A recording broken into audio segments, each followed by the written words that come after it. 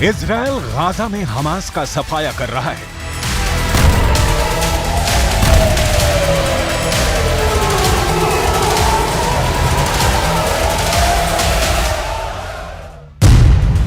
Lebanon front पर Israel Hezbollah को सबक सिखा रहा है।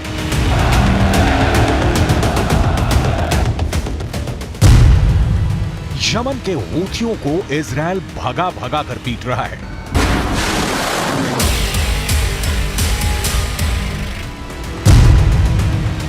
इराक में इजराइल मिलिशिया फाइटर्स को मिसाइल धमाके से उड़ा रहा है।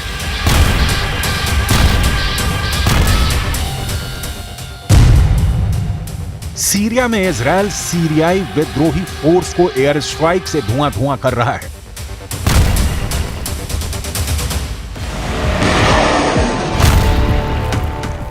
इजराइल का बारूदी हमला हर गुजरते दिन के साथ तेज हो रहा है।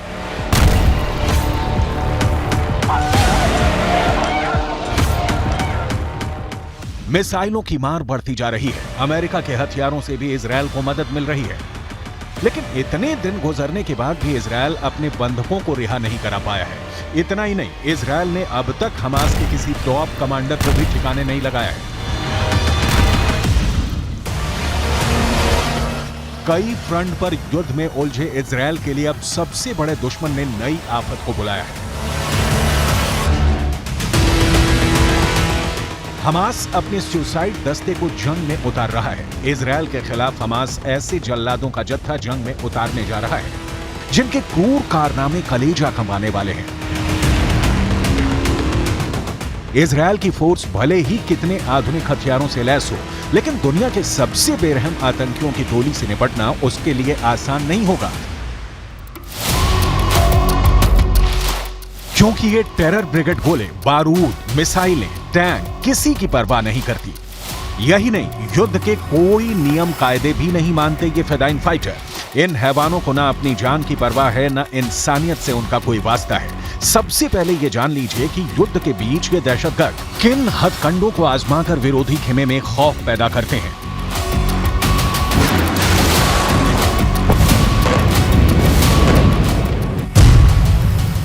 अग्निकुंड में भून देने वाले शैतान, युद्ध में थंडरबोल्ट बम फटेगा, गला रेत कर मारने वाले जल्लाद। इजराइल फोर्स के सामने हमास की आत्मघाती आर्मी।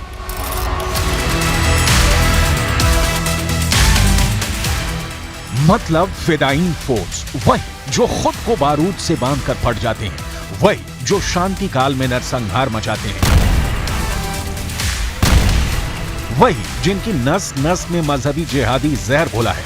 इन्हें हमास का खुदकुश दस्ता भी कहा जाता है। कौन है ये?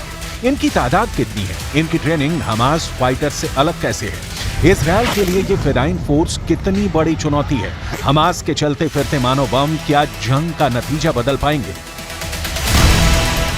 आप इन सवालों के जवाब इजराइल के राष्ट्रपति के दावे के आधार पर लगा सकते हैं, जिन्होंने हमास के सबसे खूंखार दहशतगर्दों पर खुलासा किया है। पश्चिमी मीडिया में इजराइल के राष्ट्रपति इसहाक हर्जोग का एक किताब लहराने का वीडियो वायरल है। इजराइल के प्रेसिडेंट के हाथ में हमास के आतंकी की तस्वीर छपी किताब विस्फोटक बताई जा रही है, क्योंकि ऐसी एक बुकलेट इजराइल फोर्स को युद्ध में मारे गए हमास आतंकी के पास से भी मिली है। इस किताब को हमास का बुक बम भी कहा जा रहा है। पहले ये जान लेते हैं कि इजराइल फोर्स के हाथ लगा बारूदी साहित्य कितना भयावह है। 7 अक्टूबर की सुबह हमास के आतंकियों ने इजराइल में घुसकर आतंक बरपाया। बेगुनाहों के नरसंहार के बाद हमास ने 200 से ज्यादा इजरायली नागरिकों को बंधक बना लिया। इसके बाद इजराइल का ऑपरेशन शुरू हुआ। इजराइल ने हमास के गढ़ गाजा पट्टी को बारूद से पाट दिया। इसके साथ ही इजराइल डिफेंस फोर्स के जवानों ने गाजा में सर्च ऑपरेशन शुरू किया। इसी सर्च ऑपरेशन के दौरान हमास के मारे गए एक आतंकी के पास एक बारूदी बुकलेट मिली। इस बुकलेट के ब्यौरे ने इजराइल फोर्स के साथ नेतन्याहू की भी टेंशन बढ़ा दी है, क्योंकि हमास के आतंकी से मिले बुकलेट में इजराइल से युद्ध के सारे पैंतरे लिखे थे। हमास के आतंकी से मिले बुकलेट में इजरायली नागरिकों को बंधक बनाने से जुड़ी गाइडलाइन लिखी गई है। हमास की किताब में लिखा गया है कि बंधकों में जो भी ज्यादा समस्या पैदा करे उसे फौरन जान से मार देना है। हमास के इस टेरर लिटरेचर के 8 पन्ने सबसे विध्वंसक हैं, जिसमें बंधकों को मौत के घाट उतारने के तरीके बताए गए हैं। इसके साथ ही हुलिया बदलकर इजरायली नागरिकों में घुल मिल जाने के तरीके भी किताब में लिखे गए हैं। इसका मतलब है कि 7 अक्टूबर को इजरायल पर धावा बोलने वाले हमास के कुछ आतंकी अब भी इजरायल में छिपे हो सकते हैं।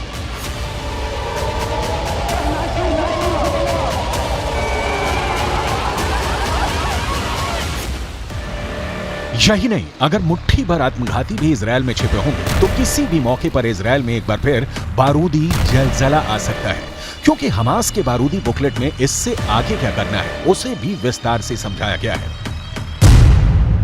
हमास आतंकी से मिले बुकलेट में गोलीबारी, ग्रेनेड के इस्तेमाल से इजरायल में अराजकता पैदा करने को चरणबद्ध तरीके से समझाया गया है। इसके आगे चैप्टर में गाड़ी को बारूदी बम बनाकर उड़ाने का आदेश दिया गया है। साथ ही बंधकों को लेकर कहा गया कि छोटे बच्चों से लेकर बुजुर्गों तक के हर वक्त हाथ पैर बांध कर रखा जाए। बुकलेट में बंधकों को शांत रखने के लिए उनकी आंखों पर पट्टी बांधने के निर्देश हैं।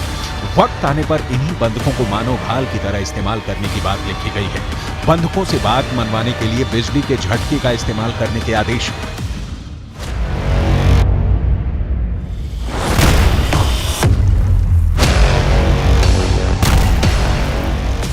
हमास की इसी बुकलेट को इजरायल के राष्ट्रपति इसहाक हर्जोग ने पश्चिमी मीडिया में दिखाकर हमास की हकीकत से सबसे रूबरू करवाया। इजरायल के राष्ट्रपति ने इंटरव्यू के दौरान हमास की हैंडबुक की हॉरर स्टोरी भी सुनाई। इसहाक हर्जोग ने बताया कि हमारा सामना एक अत्यंत क्रूर और अमानवीय शत्रु से है, जिसे हमें बिना किसी दया के उखाड़ फेंकना है। ये लड़ाई इजरायल बनाम फिलिस्तीन या यहूदी धर्म बनाम इस्लाम नहीं है। ये लड़ाई इंसानों और मानवता के बारे में है। क्या हम अच्छे के साथ हैं या बुराई के साथ? हमास के खिलाफ युद्ध अपराध के सबूत के तौर पे इजरायल ने द वॉरियर्स गाइड हैंडबुक को पूरी दुनिया के सामने रखा है, जिसमें हमास के आतंकी आईसिस की तर्ज पर बेगुनाहों का कत्ल कर इस युद्ध में जीतने का मंसूबा पाल रहे हैं। इजरायल को यह भी यकीन है कि हमास के आत्मघातियों के लिए ये कोर्स और सिलेबस अब्दुल्ला बरगूती के लीडरशिप में तैयार किया गया है।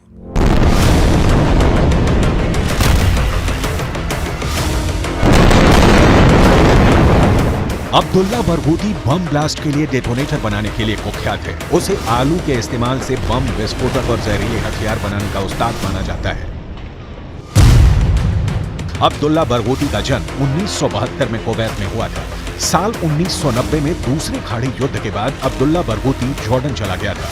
इसके बाद दक्षिण कोरिया में अब्दुल्ला बरगूती ने इलेक्ट्रॉनिक इंजीनियरिंग की पढ़ाई की। इंजीनियर बनने के बाद अब्दुल्ला ने जॉर्डन की नागरिकता ले ली। जॉर्डन में ही अब्दुल्ला ने टेरर ट्रेनिंग लेनी शुरू की। अब्दुल्ला बरगूती के बम बनाने की काबिलियत ने उसे हमास का चहेता बना दिया, जिसके बाद बरगूती को ईज अल दीन अल कासम ब्रिगेड के रैंक में शामिल कर दिया गया।